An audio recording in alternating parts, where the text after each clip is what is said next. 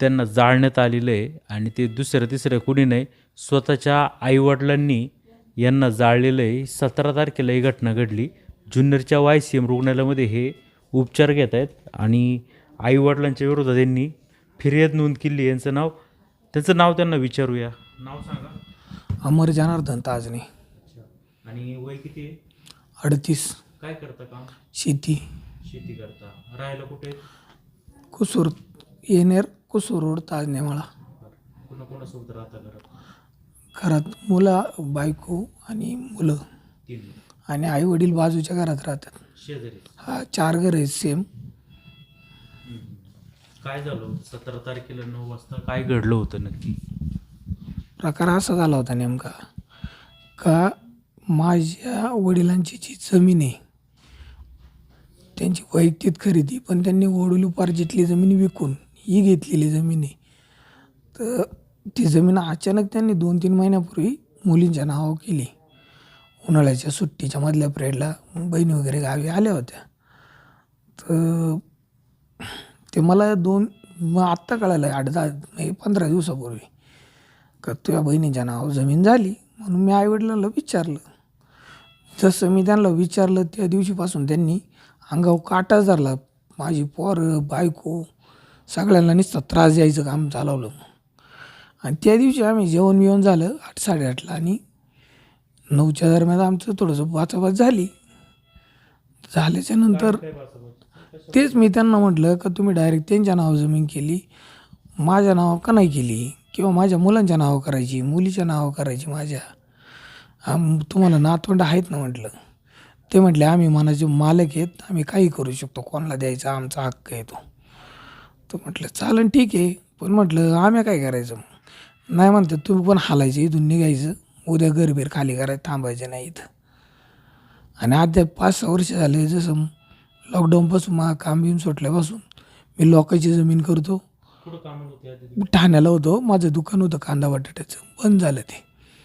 आणि जसं आलो आहे तसं लोकांची जमीन करतो आहे आणि तिकडेच मी आपलं सेपरेट भांडवल त्यांच्याकडून आणि तिकडेच आपलं व्यवहार, खाणंपिणं, मुलांचा खर्च वगैरे तर ते मी तशा पद्धतीने काम चालू होतं माझं. आणि त्या दिवशी अचानक त्यांना मी असं विचारल्याच्यानंतर ते मला म्हणायला लागले तुला मारायलाच पाहिजे ना, तू मेला असता बरं झालं असतं. म्हटलं टाका ना मारून, मग काय तरी ठेवलं जिवंत. मग त्या वडिलांनी पेट्रोलची बाटली घेतली आणि टाकली अंगावर. तर मी म्हटलं नुसतं पेट्रोल टाकून काय होत नाही, पेटून दाखवा ना. तर आईने लगेच माचीस टाकली काडी अंगावर. तर पूर्ण अंग जळालं मग अख्खं, इकडून मांडीपासून तर खांदं पाठबीट सगळं. आणि मी पळत पळत गेलो मग त्या जनावरांच्या तिथं, टाकीतून पाणी घेतलं, अंगावर ओतलं. आणि ते लोक कोण नाही आली. शेवटी मी माझ्या मित्राला ते सुनील चास्कर, त्याच्या गाडी होती 4 व्हीलर, त्याला बोलून घेतलं आणि जुन्नरला आलो. येनरला आलो गावात पहिलं सरकारी दवाखान्यात. तिथून आम्हाला जुन्नरला जा सांगितलं.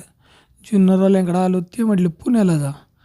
शेवटी ये आता बायको एकटी आहे, पोरं बारीक आहेत आणि नेमके पोरं एकच दिवस शाळेत गेल्यात पोरं आहे आता दुसरीकडं.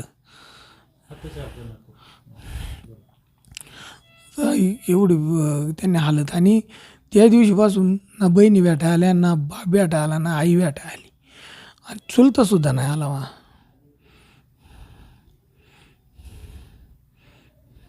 काय नाव आहे तुमच्या वडिलांचं? जनार्दन बागोजी ताजणे. आईचं नाव? साधना जनार्दन ताजणे. आईने कसं काय पेटवलं? मलाच काय, मी असं उलट्या साईडला, म्हणजे मी माझ्या आता समजा तिकडे त्यांचं घर आहे आणि माझं इकडे घर आहे, मी असं माझ्या घराकडे चाललो होतो, त्यांनी या साईडला बरोबर पेट्रोल टाकलं त्या दरवाज्यातून, मग ही साईड पेटली माझ्या. तुम्ही काय मारण्याचा प्रयत्न वगैरे केला? काहीच नाही, त्यांना कुठं लागलं नाही, कुठं रक्त नाही, कुठं गालबोट नाही, काय नाही. मारलं होतं काय? नाही ना, काय नाही. ते म्हणतात मग बॅटीने मारलं, लाकडाने मारलं, नाळाने. मी मारलंच नाही. मी चांगलं जेवण फक्त त्यांना विचारायला. आणि ते मुलांना 2-3 दिवस लय त्रास देत होते. पाणी नाही घ्यायचं, तिथून हे नाही करायचं, ते नाही थांबायचं नाही, इथून इकडे यायचं नाही, तिथून तिकडं उभं राहायचं, असं म्हणजे लई त्रास. 8 दिवस फार मी वैतागलो होतो त्या गोष्टीला. मुलांना, मला, सगळ्यांनाच. आणि गावातही जरी कोणच्यावर बोललं ना त्याला सांगायचे, हे बाबा ते तुम्ही तुमचं बघा, आपलं काही संबंध नाही त्याच्याशी, असं डायरेक्ट वार्ता आहेत त्यांच्या. जेणेकरून बदनामी होती. बदनामीच केली त्यांनी, दुसरं काय. का पण इतकं आई वडील काय एवढ्या स्तरावर? आणि ते पण फरार झालेत ना. बदनामी करा तुम्ही पण जागेवर तरी या. ते सुद्धा फरार झालेत, असं नाही ना करायला पाहिजे त्यांनी. तुम्ही आता आई वडिलांच्या विरुद्ध गुन्हा दाखल केलाय. हा, आजही त्यांनी जर काही गुन्हा दाखल केला, हजर व्हावा, माझ्याशी बोला, जे काय असेल ते समोर बोलू. तर तुमची वडिलोपार्जित जमीन कुठं होती, किती होती? शिरवलीत 3.5 एकर होती. ती कुणी विकली? तो मुंबईचा चुलता आहे ना, त्यांनी आणि माझ्या बापानी दोघांनी. कधी विकली ती? नाही आता मी लय बारीक होतो, मला नाही सांगता येत. दर हे पुनर्वसन खात्यात वडदमध्ये आमच्या जमिनी गेल्यात ना, तर आम्हाला तिकडे भेटली होती ती. मग आता वडिलांनी स्वमालकीची जमीन कुठं विकत घेतली, किती घेतली? 1.5-2 एकर आहे सगळे. कुठे घेतली जमीन? तिचं येणाऱ्या साईडला ताजनेमाळात. आणि स्वतःच्या नावाने घेतली? हा, स्वतःच्या नाही, दोघांच्या नावाने होती. किसन बागोजी आणि जनार्दन बागोजी. दोघं भावांच्या? हा, तर ते आत्तापर्यंत 20 वर्ष 30 वर्ष झाले एकत्र जमीन होती. आणि आत्ता 1-2 महिन्यात झाले त्यांनी लगेच खातेफोड करून मुलींच्या नाव करून सगळं वेगळं झालं. मी तुम्हाला 7 बरे उत्तरे पाठवतो, मोबाईलला आहेत माझ्याकडं. काय तुम्ही आई वडिलांना सांभाळीत नसाल म्हणून ते मुलीच्या नावाने केली असेल? अहो सांभाळायचं, पण त्यांनी बोललं पाहिजे ना. बोललं तर मला कळन काय सांभाळलं नाही, काय केलं नाही. आता माझी 3 मुलं सांभाळतोय, बायको सांभाळतोय, आणि त्यांना सांभाळायला काय आलं. तुमच्या बहिणींसोबत तुमचे कसे संबंध आहेत? चांगले संबंध आहे, काय वाईट नाही. मग त्यांनी तुम्हाला सांगितलं ना? सांगितलं त्यांना शेवटी आता समोरून भेटते ते घेणारच. अहो माझ्या मुलाला त्यांनी सायकल नाही घेतली 2-4 हजार रुपयाची, आणि जावायला गाडी घेऊन दिली बोलेरो. कुणी? आईवडिलांनी नाव आहे, वडिलांचं नाव आहे त्या गाडीच्या मागं. आणि जावाई लेक त्या गाडीत येते. त्या दिवशी रात्री आपण आलो ना, ती बोलेरो गाडी होती, आईवडील त्या गाडीत आले, ती गाडी बापाने घेऊन दिली. आणि मला मोटरसायकल नाही, मला पोराला सायकल नाही दिली, तुम्ही चड्डी नाही घेतली अजून. जावायला बोलेरो गाडी? हा, तुम्ही सांगा ना. आता मला याचं उत्तर नाही शोधत, आणि तेच विचारायला गेलो त्यांनी असं गेले माझ्याशी. तुम्ही त्यांच्या मनाच्या विरुद्ध वागत असाल? काहीच नाही. ते म्हटलं घरची जमीन नाही भेटणार तर नका देऊ, लोकांची घरी तुम्ही काय मनाविरुद्ध आहे. कुठं गावात कर्ज नाही, कोणचं ज्ञान द्यान नाही, का कोणी घरी आले असंही नाही ना. त्रास देणं, शिवाय देणं, अहो दारू पिणं. काहीच जमीन दुसरी करतो, राहतच नाही, संध्याकाळी जेवणे आणि झोपणे. सासू सुनांची भांडणाचं कारण? आता सासू ते सगळ्या घरी होतच आहे, पण एवढं पण असं नाही का पर.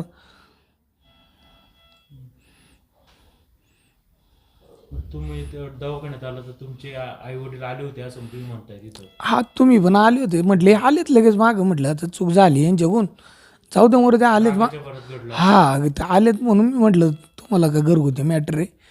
मी आपलं शांत बसला, आणि ॲक्च्युली मला 2-3 इंजेक्शन दिले रपारप. त्याच्यामुळं मला काही सुधरत नव्हतं 2-3 तास. म्हणजे तुम्हाला जाळलं तरी तुमच्या आई बापांच्या विरुद्ध तक्रार नव्हती? हा, नव्हती. ते निघून गेले का डायरेक्ट? आणि निघून गेले. मी आज किती तारीख आहे साहेब? 17 तारखेला? आणि 22 तारखेला गुन्हा दाखल होतोय. म्हणजे मी 8 दिवस त्यांची परत वाट बघतोय, आई बाबा कधी येतात. तेव्हासारखी वाट बघितली तरी कोणी तर आज नाही आले. कुठं कुठं जळाले? एवढं नाही, इथून ही अर्धी साईड अशी पाठीला आहे, मांडीला आहे. आई कशी काय मुलाला जाळू शकते? काय आता माझ्याकडं उत्तरच नाही याचं. आता हे खर्च वगैरे कसा डॉक्टरचा? अहो खर्च काय एवढा खर्च झाला आहे, होते माझ्याकडे थोडेफार पैसे दिलेत मी. आता खर्च झाला आहे 2-3 लाख रुपये, इथे जास्त झाला आहे पण कमी नाही. एकच इंजेक्शन 10,000चे 5 इंजेक्शन झालेत ते. आणि त्या दिवशी पुण्याचे डॉक्टर आले होते, त्यांनी 60,000 घेतलेत. बाकीचं लय अवघड आहे. पुढं मुलांचं कसं सांभाळायचं, काम कसं? मुलं सुद्धा 8 दिवस झाले, 15 दिवस मी मुलं नाही बघितली त्या दिवशीपासून. किती छोटी? नर्सरी, 1ली आणि 8वी. मुलांना काय? आलीच नाही तर सोडती नाही आयुष्यामध्ये. कोण सांभाळते त्यांना? एक सासरवाडीला आहे, एक तिकडं साडोकडं आहे. आई वडिलांना काय अटक झाली पाहिजे? रडू नका. आई वडिलांना अटक झाली पाहिजे? अटक नाही हो, पण याच्यावर काहीतरी निर्णय निघाला पाहिजे. जाऊन द्यायची ना, त्यांची वैयक्तिक जमीन होती, तुम्ही कशाला जाऊ द्या. चालेल, ठीक आहे, मग काय अडचण नाही. त्यांच्या मनाची मर्जी होती. तुम्ही कशाला सारखं विचारलं त्यांना का दिली का दिली? एकुलते एक आहे का तुम्ही? हा आणि त्या 2 बहिणी, हा तरी पण जमीन त्यांना दिली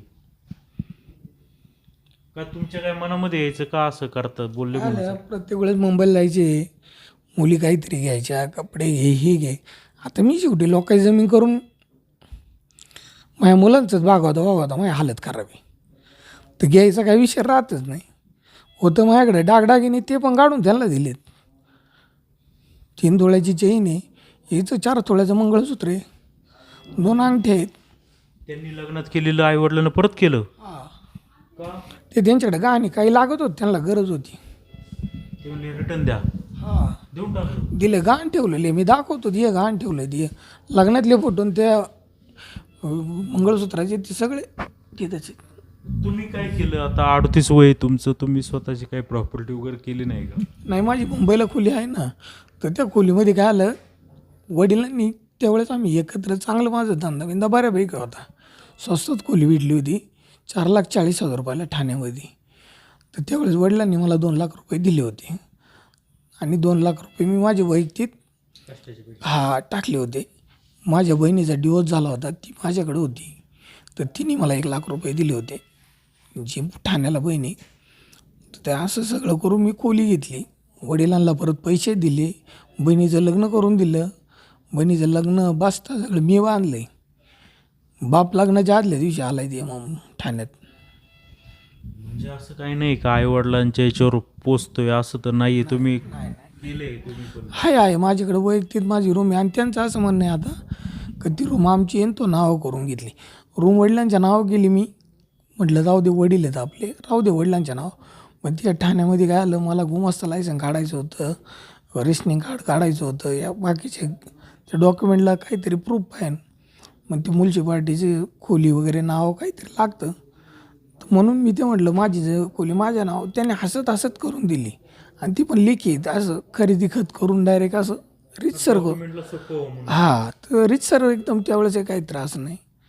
आता म्हणतात फसून घेतली. हां, फसवून घेतली आणि हे केलं आणि ते केलं. पैसे त्याचे दिलेत ना रिटर्न? हां, कधीच दिलेले आहेत. बाराकी बांधलेली आहे, कांद्याची चाळ भाड्याने देते ते, ती चाळच मी 1,00,000-1.5 लाख रुपयाला अशी बांधून दिलेली आहे त्यांना. आजूबाजूच्या लोकांना समजूत घालायला सांगायचं ना त्यांची. अहो मत सांगितलं, पण अहो जर काय घरी 3 गाय आहेत आणि मला अर्धा लिटर दुसऱ्याकडून दूध विकत घ्यावं लागतं, अशी परिस्थिती आता आहे. तुमच्यासाठी नाही पण तुमच्या नातवंडांसाठी पण नाही का? नाही, अजिबात नाही. तर नाही म्हणतात ते, आणि ज्याच्याकडून दूध घेतोय त्यालाही उलटं सांगत आहेत, त्याला दूध कायला देतो. आतंकित विषय फार एकदम. बरं, याचा काय होतं फायदा, मग तिराईत माणसं पण घेतात बघणाऱ्यांचा दृष्टिकोन वेगळा झाला आहे.